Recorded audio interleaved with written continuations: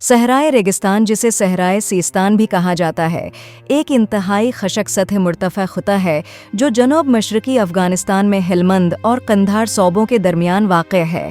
یہ ایک ریتیلا صحرا ہے جس میں سرخ ریت کی چھوٹی پہاڑیوں پر مشتمل ہے، جس میں تقریباً 50 سے 100 فٹ 15 سے 30 میٹر اونچی ریت سے ڈھکے ہوئے میدان اور کھلے چٹانی اور مٹی سے ڈھکے ہوئے علاقے ہیں۔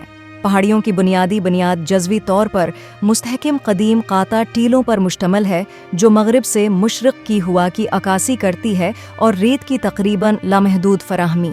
صحرا میں بلوچی اور پشتون خانہ بدوشوں کی آبادی بہت کم ہے۔ صحرا آہستہ آہستہ آس پاس کے زرعی علاقوں پر قبضہ کر رہا ہے۔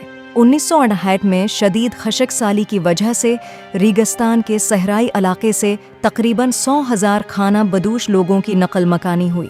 ان میں سے زیادہ تر اب ارگنداب اور دریائے ہلمند اور ریگستان کے درمیان عارضی بستیوں میں رہتے ہیں۔ قندھار صوبے میں داخلی طور پر بے گھر افراد IDPs کے کیمپوں میں اقوام متحدہ کی طرف سے بھی ایک بڑی تعداد کی مدد کی جا رہی ہے۔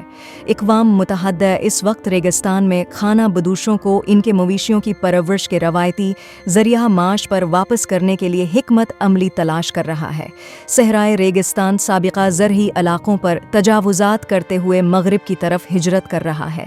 اقوام متحدہ کے ماحولیات پروگرام کی ٹیم نے رپورٹ کیا ہے کہ 100 تک دیہات ہوا سے اڑنے والی گرد و غبار اور ریت میں ڈوب چکے ہیں۔ ملک کے شمال مغربی ریت کے ٹیلے زرعی زمین کی طرف بڑھ رہے ہیں۔ ان کا راستہ لکڑیوں کے جمع ہونے اور زیادہ چرانے کی وجہ سے پودوں کے استحکام کے نقصان سے صاف ہو گیا ہے۔